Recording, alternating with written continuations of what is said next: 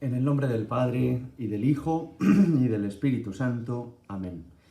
Ven, Espíritu Santo, llena los corazones de tus fieles y enciende en ellos el fuego de tu amor. Envía tu Espíritu y lo crearás todo, y renovarás la faz de la tierra. Oh Dios, que te has dignado iluminar el mundo con el don del Espíritu Santo, concédenos participar de este mismo Espíritu y gozar de sus divinos consuelos. Por Jesucristo nuestro Señor. En el nombre del Padre, y del Hijo, y del Espíritu Santo. Amén. Vamos ya llegando al término de nuestros ejercicios y hoy quería proponeros que meditáramos la pasión del Señor, que actualizaremos en esta Semana Santa y que constituye el centro de nuestra fe. Es la expresión máxima del amor de Dios por nosotros y es cuando se obró el misterio de la redención, que Cristo entregó la vida por nosotros para que nosotros pudiéramos liberarnos de nuestros pecados y gozar eternamente del cielo. Y podríamos acercarnos a la pasión del Señor pidiéndole a Dios la gracia que San Ignacio nos aconseja que demandemos, que es dolor con Cristo doloroso, quebranto con Cristo quebrantado, lágrimas, pena interna, de tanta pena que Cristo pasó por mí.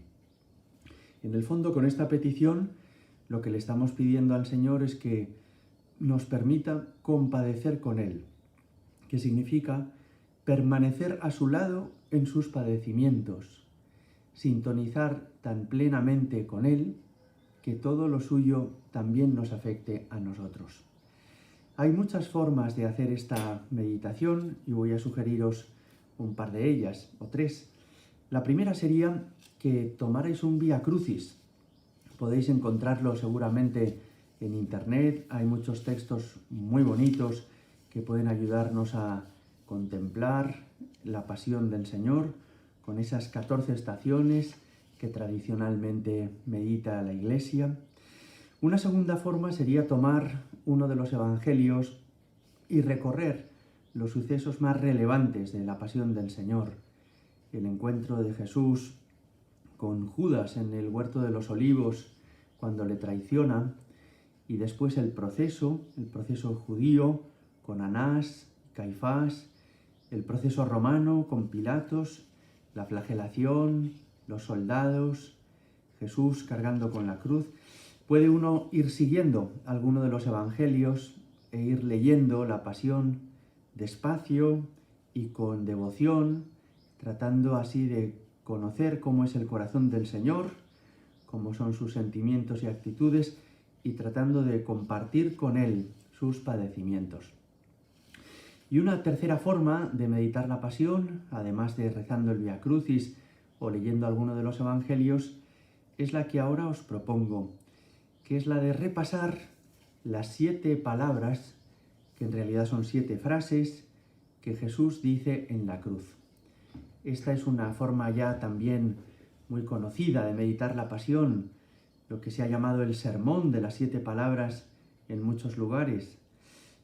No hay un solo evangelio que reúna estas 7 frases del Señor, pero tomando de este evangelio y de este otro y de este otro y de este otro, al final sí reunimos las 7 frases que son como el testamento del Señor antes de morir en la cruz. Y esto es lo que voy a proponeros ahora. La primera de las frases que nos dice el Señor en la cruz, que tenemos en Lucas 23, 34, es una frase dirigida a Dios Padre. Padre, perdónales porque no saben lo que hacen.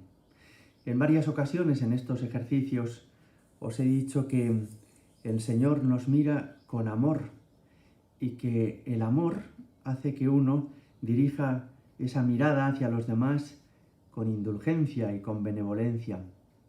Pues esto mismo vemos de nuevo en Jesús crucificado. Reza a Dios Padre y reza por nosotros, por quienes le están crucificando, por quienes le han hecho daño y le han procesado de una manera cruel e injusta. Y en lugar de reclamar una venganza, o en lugar de pedir que se haga una justicia y que los culpables sean castigados, lo que hace es atenuar o casi disculpar nuestros pecados. Perdónales porque no saben lo que hacen. Es impresionante, ¿verdad? Cada uno de nosotros sabemos muy bien que en nuestros pecados ha habido una libertad y una conciencia de lo que hacíamos. Y sin embargo el Señor es tan bueno que quiere pensar que si le hemos ofendido es seguramente porque no sabemos a quién ofendemos con nuestros pecados o porque no sabemos la gravedad de lo que hacemos cuando disgustamos a Dios. Lo cierto es que en ese monte Calvario hay 3 personas crucificadas, Jesús y a su lado 2 ladrones, uno a su izquierda y otro a su derecha. Y esta frase que dice el Señor debió impresionar a uno de los 2. ¿Cómo? Que en este trance de la muerte, que estando a punto de fallecer, todavía este hombre está pidiendo a Dios que perdone a quienes le hacen esto. Y le debió ser muy sorprendente para él. Una persona acostumbrada seguramente a cometer delitos, a huir de la justicia y con picardía seguramente a esconder las cosas que había hecho hasta entonces. Pero a este ladrón le va a llegar la luz de la fe. Y fijaos que le va a llegar no en el momento más fácil de su vida, no porque se retirara unos meses en un monasterio, sino precisamente en el momento de mayor sufrimiento y de dolor, que es cuando está muriendo también crucificado. Queda impresionado ante Jesús y queda sorprendido del amor del Señor en este momento. Y seguramente se pensó, ¿cómo perdónales? Pero es que pueden ser perdonadas todas las cosas que he hecho en mi vida. ¿Es que puede ser perdonada todavía mi vida criminal? Y es impresionante que su vida de pecado da paso al reconocimiento de su culpa y a una sumisión y aceptación de Jesús como Salvador. Si nos fijamos, no es que este ladrón haya hecho un examen de conciencia pormenorizado de su vida, sino que ha visto a Jesús crucificado y ha mirado el amor que tiene el Señor, la paciencia con la que padece sus tormentos y la benevolencia con la que, en medio de tantos sufrimientos, quiere pedir perdón para quienes obran de ese modo con él. Y va a suceder una cosa impresionante en la cruz, y es que Jesús, que ha sido abandonado por sus propios amigos y apóstoles, va a tener el consuelo, además de la cercanía de la Virgen y de San Juan, de hacer un amigo nuevo, que es este ladrón crucificado a su lado. Los apóstoles han desaparecido, menos San Juan, y en cambio un ladrón, de quien lo lógico era esperar que muriera como vivió, va a terminar siendo un consuelo para él. Para este ladrón, lo verdaderamente misterioso no es sufrir él en la cruz, porque él se da cuenta de que lo ha merecido, que en el fondo hizo muchas cosas a lo largo de su vida que tenían como consecuencia eso, que antes o después sería arrestado y castigado. Para él lo sorprendente no es verse a sí mismo sufriendo, sino ver sufrir a Jesús, a Jesucristo. Esto le impresiona. ¿Pero qué mal habrá hecho este?, pensaría en su interior. Y está abrumado ante el sufrimiento de Jesucristo. Hay en esta actitud del ladrón una profunda nobleza.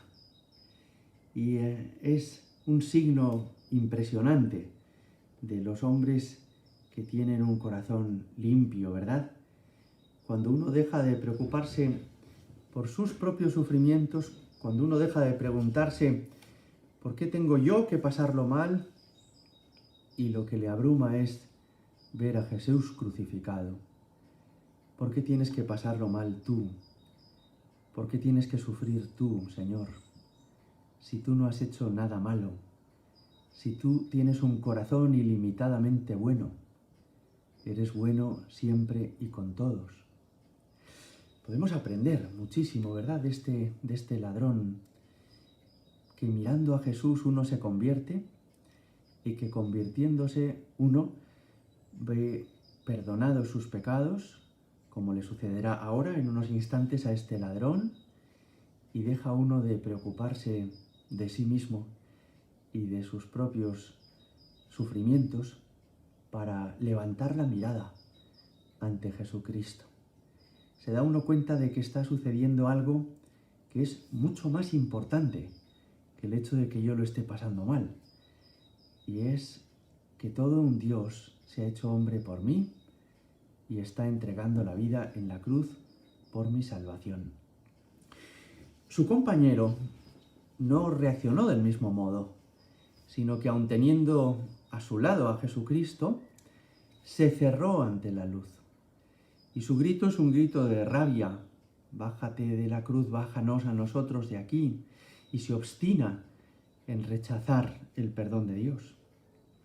Y esto es dramático porque quizá aquellos dos jóvenes llevaban muchos años juntos y habrían sido compañeros y compinches, con complicidad de sus delitos. Pero ahora se van a separar. Y ahora cada uno de los dos toma un destino que lo será ya para siempre. Ante ellos se abre un abismo, porque hay uno que se deja curar y perdonar y que acoge el amor de Dios, y otro que lo rechaza hasta el final y que se obstina en rechazar la luz, el amor de Jesucristo. Yo creo que esto también puede hacernos pensar, ¿verdad? Jesucristo es aquel ante quien cada uno tomamos postura en la vida. Ya se lo había anunciado a la Virgen y a San José el anciano Simeón en el templo cuando fue presentado el niño. Este será una bandera discutida, le dijo Simeón. Aclarará la actitud de muchos corazones. Está puesto para que muchos en Israel caigan y se levanten. ¿Y qué significaba eso? Que Cristo se alza ante la historia como un estandarte, como una bandera ante la cual no es posible permanecer siempre indiferentes, sino que uno tiene que tomar postura y ponerse de su lado para acoger su amor o rechazarle y darle la espalda.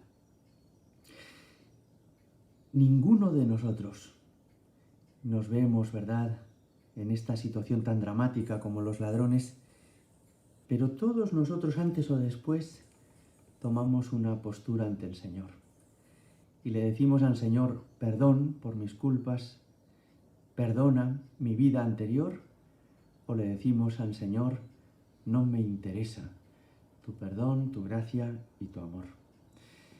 Lo cierto es que cuando este ladrón está convirtiéndose, el que se ha dejado sorprender por el amor de Dios, le dice a Jesús esta frase: acuérdate de mí cuando llegues a tu reino. La petición es finísima. No le está pidiendo a Jesús: bájame de la cruz, quítame estos padecimientos, sino que acepta su sufrimiento, reconoce que Jesús es un rey, y por eso le dice: cuando llegues a tu reino, y le pide simplemente: acuérdate de mí.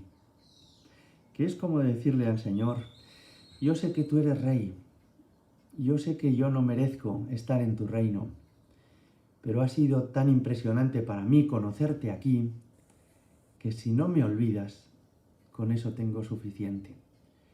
Que si no me olvidas, con eso soy feliz. Y al Señor le impresiona esta petición del ladrón. Le sorprende su humildad y le sorprende la aceptación que ha hecho este ladrón, pues de la pena que se le ha impuesto de morir crucificado. Y le sorprende la fe con la que le mira a Jesús y con la que sabe que va a tener un reino. Y Jesús le responde: hoy estarás conmigo en el paraíso. Esta es la segunda de las palabras del Señor en la cruz que tenemos en Lucas 23, 43.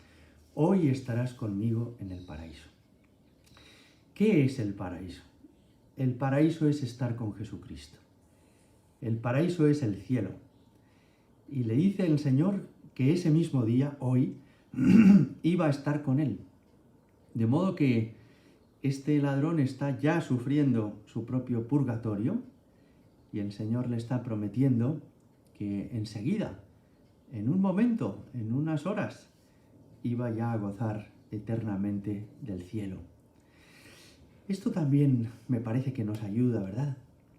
Para llegar al cielo hay que ser muy santo. En el cielo solo están los santos.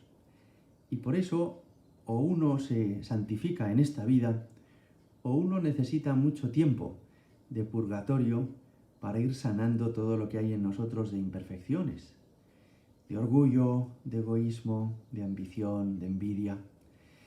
El buen ladrón aprovechó aquel sufrimiento de la cruz para aceptarlo, ofrecerlo y sanarse interiormente con el amor de Jesucristo, padeciendo ya en esta vida su propio purgatorio.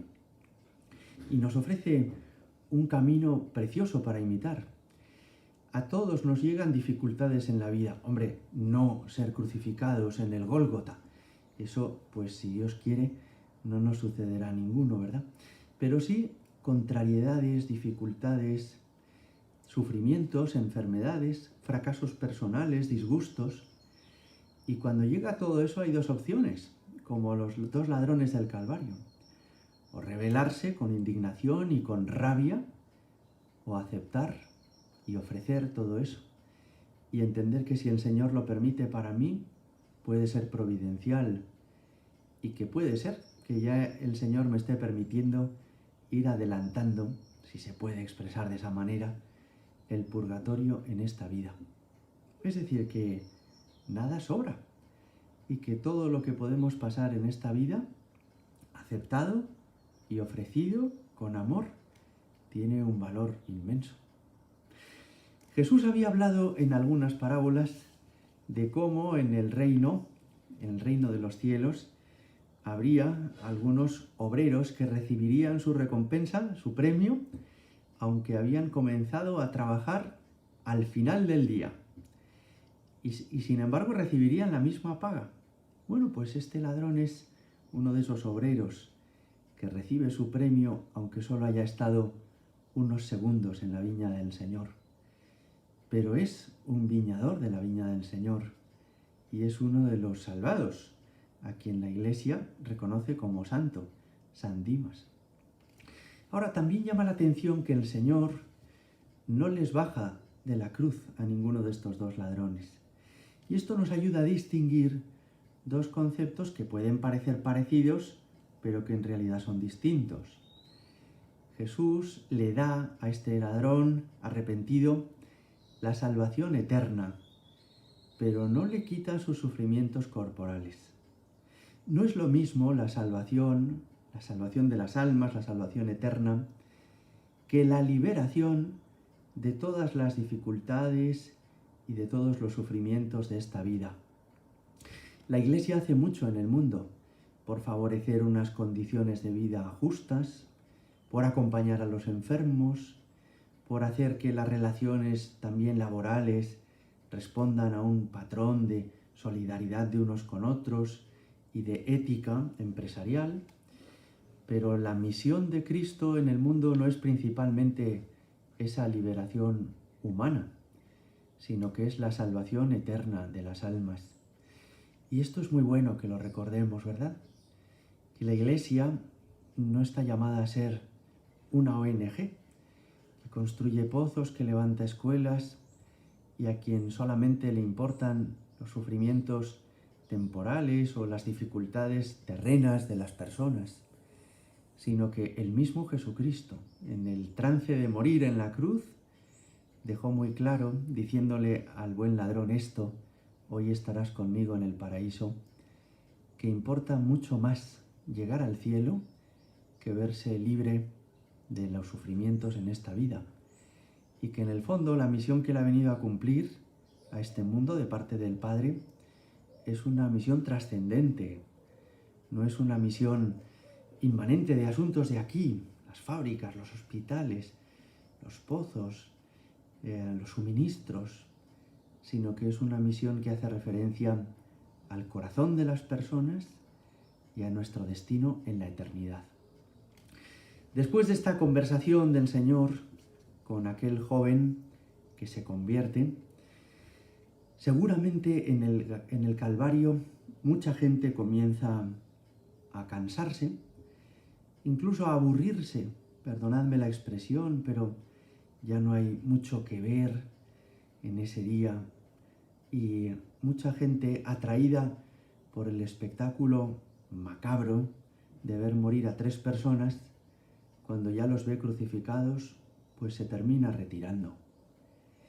Y hay un ambiente de tristeza en el Monte Calvario, y probablemente mucha gente se retira a casa abrumados por el peso pues de ver sufrir al Señor, y abrumados también por el remordimiento de la injusticia grande que se está cometiendo. Pero el Señor no vive esos momentos como una injusticia grave que Él estuviera padeciendo de forma injusta, sino que lo vive con amor redentor. Y en medio de esa tristeza grande y del abandono de todos, sin consuelos humanos, en una soledad casi completa, Él acepta su cruz y ofrece sus sufrimientos con amor. La tercera palabra que dirige el Señor es a San Juan y a la Virgen.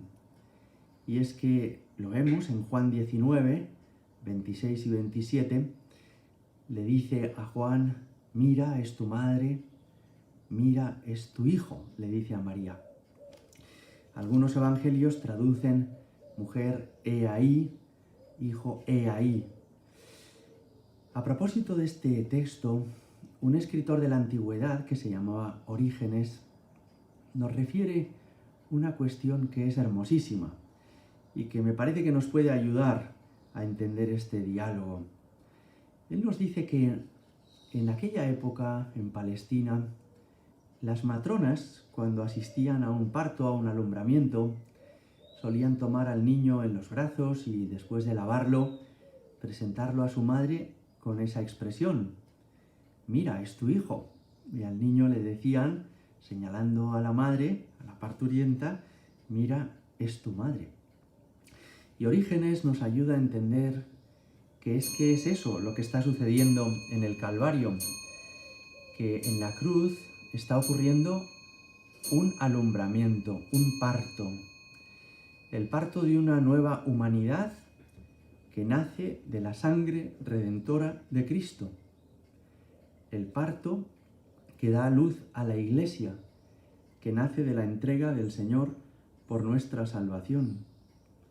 Si Adán y Eva fueron los primeros en venir a este mundo, el hombre viejo, Cristo es el hombre nuevo, el que da origen a una nueva forma de ser y de vivir, el que da origen a una nueva civilización, que es la civilización del amor, a una era nueva en la historia de la humanidad y del mundo, la historia de las personas redimidas por el amor y la sangre de Jesucristo. Qué impresionante es esto. Si atendemos a esta indicación de Orígenes, esta conversación que está teniendo el Señor con la Virgen y con San Juan tiene muchísima trascendencia. No se trata simplemente de una conversación personal en la que Jesús se preocupa de su madre y de que no quede sola después de su muerte. Pensad que ya ha fallecido San José, ella no tiene ningún otro hijo y ahora, perdiendo a Jesús, se quedaría completamente sola en la vida. Pero Orígenes nos ayuda a entender que Jesús no está resolviendo un asunto personal. Madre, quédate con Juan. Juan, ocúpate de María. No. El diálogo que están teniendo tiene una trascendencia todavía muy superior a este asunto personal o familiar que el Señor quiere dejar resuelto. Este diálogo es en el fondo el inicio de la Iglesia y por eso el Señor la llama con este nombre, mujer, dando a entender que en ella está naciendo la nueva Eva y que ella va a ser la madre de todos los creyentes. Mujer, ahí tienes a tu hijo. Si por Adán y Eva nos vino el pecado al mundo, por Cristo y por María nos viene la salvación. Y a ella le encarga que asuma una maternidad espiritual de cada uno de los hijos de la Iglesia, de cada uno de los que hemos sido redimidos por la sangre de Cristo. Y la Virgen acepta ese encargo que el Señor le encomienda. Acepta convertirse en nuestra madre. Madre en el orden espiritual, pero madre al fin y al cabo.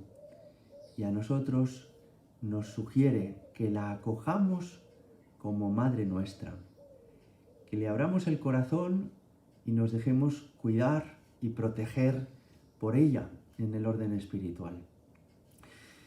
La Virgen Santísima no nos conocía aquel día, porque ella no es divina, sino que es humana como nosotros. Y sin embargo, la Virgen, en la medida que ha ido pasando el tiempo y los siglos en la historia, sí ha ido acogiendo a cada uno de nosotros como hijos suyos, como redimidos por Cristo. Y ella ejerce y ha ejercido esta maternidad con nosotros. Ha estado presente en todos los momentos de nuestra vida y de una forma muy discreta, como en las bodas de Caná de Galilea, sin llamar la atención ni querer ser protagonista. Ella ha sido el cauce por el cual el Señor nos ha hecho llegar todas sus gracias. La Virgen Santísima es nuestra Madre en el orden sacerdotal. Es precioso que, con toda sencillez y con inmenso dolor, ella a los pies de la cruz está acompañando a su Hijo Jesucristo. Ella está tomando la sangre de su Hijo. Y si Jesús había dicho de sí mismo, nadie me quita la vida, soy yo quien la doy libremente, podemos ver en María, a los pies de la cruz, una actitud sacerdotal. Ella está como diciendo, nadie me quita a mi Hijo, soy yo quien os lo entrego y soy yo quien lo ofrezco libremente. María está aceptando la entrega de su Hijo en la cruz sin rebelarse contra la voluntad de Dios y está entregándose ella misma con Cristo. Hay una sintonía plena de corazones entre la Madre y el Hijo y ella también se une a la ofrenda de Cristo al Padre. Esta actitud de la Virgen podemos compartirla nosotros. En cada misa estamos nosotros a los pies del altar como la Virgen estuvo a los pies de la cruz. Y podemos aceptar la entrega de Cristo en la Eucaristía, que renueva su entrega del Calvario, y podemos unirnos a ese sacrificio redentor de Cristo, que se hace presente sobre la patena. Podemos así incorporarnos a la patena y decirle al Señor en cada misa, gracias por entregarte por mí, y yo quiero entregarme contigo. Quiero también que mi vida sea una ofrenda agradable a Dios Padre y que contribuya contigo a la salvación del mundo. En una cuarta intervención, el Señor dice en Marcos 16:34, Dios mío, ¿por qué me has abandonado? Naturalmente que el Padre no ha abandonado nunca a su Hijo Jesucristo. Jesús está rezando el Salmo 21 y es verdad que Él está viviendo interiormente un sufrimiento y una desolación espiritual que es parecido a ese sentimiento de abandono, pero sentimiento que no se ajusta, ¿verdad?, a la realidad de lo que está sucediendo. Dice el Evangelio de San Juan, tanto amó Dios al mundo que nos entregó a su propio Hijo. Es decir, el Padre no es ajeno al sacrificio de Cristo, sino que si esta muerte de Cristo es cruenta y dolorosa para el Hijo, es también de alguna forma dolorosa para el Padre. Es el Padre quien por amor nos ha entregado lo que más quiere, que es a su propio Hijo. Cuando en el Antiguo Testamento recordamos aquel pasaje precioso en el que Abraham está dispuesto a ofrecer a su hijo Isaac como sacrificio, ¿lo llamamos sacrificio de Isaac? Lo llamamos sacrificio de Abraham, porque el que sufre más, todavía más que el hijo, es en ese pasaje Abraham, el padre, que está dispuesto a perder a su propio hijo. De modo que el Padre no está abandonando al Hijo en la cruz, sino que es el amor del Padre y el amor del Hijo el que vemos en el Calvario. Todavía falta una persona de la Santísima Trinidad, a quien veremos enseguida, el Espíritu Santo que se nos da del Padre y del Hijo a través del corazón abierto de Jesucristo. Pero eso llega un poco después. Quinta palabra, en Juan 19:28, dice el Señor, tengo sed. Ciertamente debía estar seco, con una sed corporal tremenda el Señor en la cruz, después de la flagelación, de haber perdido tanta sangre, del sudor de cargar con la cruz por la vía dolorosa. Pero la sed de Cristo no es solo sed corporal, sed de los labios, de la lengua. Hay una sed más profunda, que es la sed del corazón, que es esa sed que el Señor tiene de salvar a todas las almas, que el Señor tiene de que acojamos su amor. Esa sed es como un anhelo profundo de que su amor sea acogido y de que su amor sea correspondido.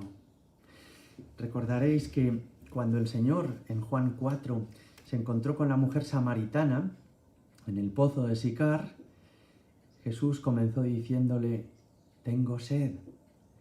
Y cuando ella le responde en ese diálogo precioso, el Señor le dice, si conocieras quién te pide de beber, le pedirías tú a Él, y Él te daría un agua que calma tu sed, tu sed.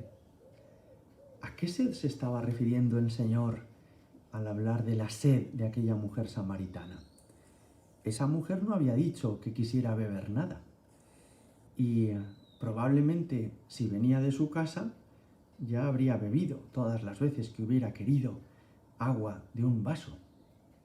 Sin embargo, Jesús se dio cuenta de que esa mujer tenía una sed más profunda, la sed de ser verdaderamente amada, porque había conocido muchos hombres y ninguno seguramente la había tratado bien, la sed de que su vida tuviera sentido, la sed de que su corazón encontrara plenitud y alegría plenas, ¿verdad? Jesús aludió en aquel pasaje a una sed que no es la de los labios, sino la sed del alma de las personas plenamente insatisfechas que aún no han descubierto el amor verdadero. Por eso cuando en la cruz dice tengo sed, no nos aventuramos y decimos que el Señor está experimentando una sed más profunda que la sed de los labios. Madre Teresa de Calcuta deja escrito en sus libros que ella fundó las religiosas misioneras de la caridad porque insistentemente el Señor le decía en la oración, tengo sed, tengo sed. Y ella escucha este grito de Jesús y entiende que el Señor le está mostrando que tiene sed de llegar al corazón de todas las personas no amadas, que Él, Jesús, tiene sed de llegar al corazón de todos los corazones sedientos, y que Él, que es el agua viva, tiene sed de calmar nuestra sed. Y así entendió ella que el Señor le llamaba a una vocación preciosa, la vocación de llevar el amor de Jesucristo a los pobres más pobres del planeta. Esta expresión, por tanto, del Señor, tengo sed, tiene una gran profundidad y una gran importancia. Sexta palabra, Juan 19:30, dice el Señor, todo está cumplido. Y así es ciertamente, el Señor ha hecho todo lo que podía hacer por nuestra salvación. Ha cumplido al pie de la letra la misión que el Padre le ha confiado. Se ha entregado hasta el extremo por amor.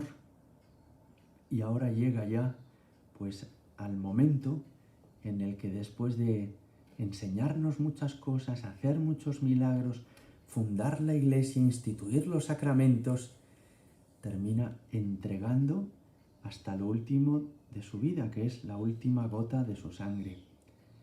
En Lucas 23:46 dice el Señor la última, la séptima de estas frases: Padre, a tus manos encomiendo mi espíritu. De modo que no es que Jesús se muere, sino que Jesús entrega la vida. No es que Jesús se le acaba la vida, sino que es que la da por amor. Y es también sorprendente que la primera palabra que le escuchamos a Jesús en su vida temporal sea una referencia a Dios Padre, y esta última frase que dice el Señor en su vida es una oración a Dios Padre.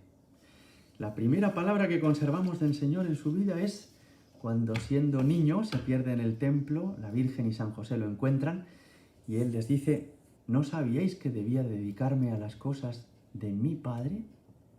Este es el recuerdo más antiguo que tenemos de la voz de Jesús.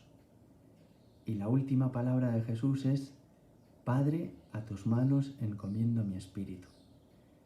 Toda la vida del Señor es una oración.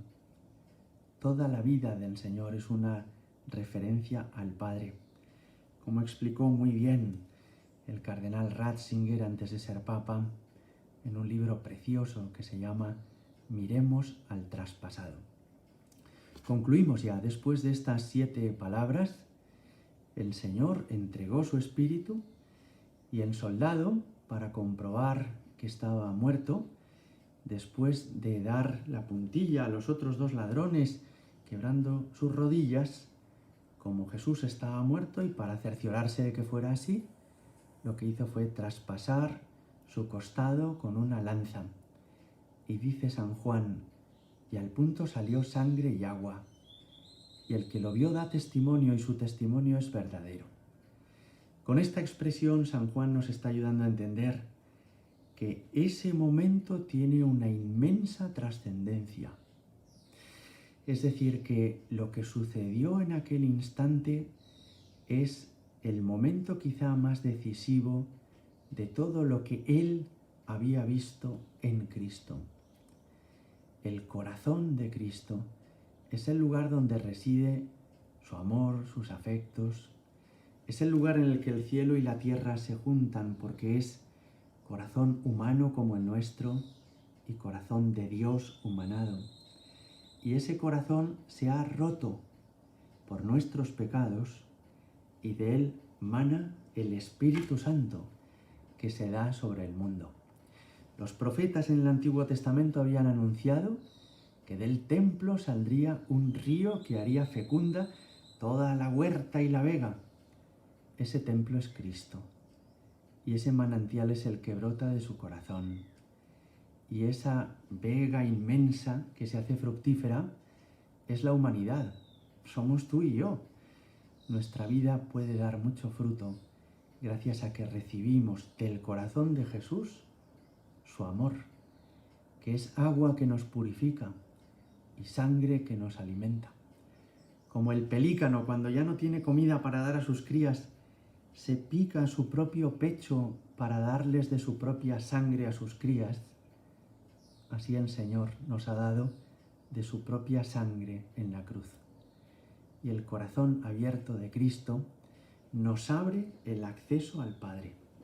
En el templo de Jerusalén, y con esto concluyo, había un velo que separaba la zona en la que podía estar la gente de la zona, el Sancta Sanctorum, reservado exclusivamente para que una vez al año entrara el sumo sacerdote, porque allí es donde residía la gloria de Dios. Bueno, pues al morir Cristo, nos dicen los evangelios, el velo del templo se rasgó. Y esto quiere decir que lo oculto de Dios, lo que estaba al otro lado de ese templo, lo que no era accesible a los hombres, lo que en Dios había de misterioso, de enigmático para nosotros, estaba fuera de nuestro alcance. Al abrirse de par en par el corazón de Jesucristo, se nos muestra. Dios nos ha mostrado toda su intimidad. Dios nos ha abierto los secretos de su corazón. Y Dios nos ha abierto el acceso para entrar en Cristo al misterio del Padre, Hijo y Espíritu Santo. En la humanidad de Cristo, en el corazón abierto de Cristo, tenemos acceso a Dios, uno y trino. Gloria al Padre y al Hijo y al Espíritu Santo, como era en el principio, ahora y siempre y por los siglos de los siglos. Amén.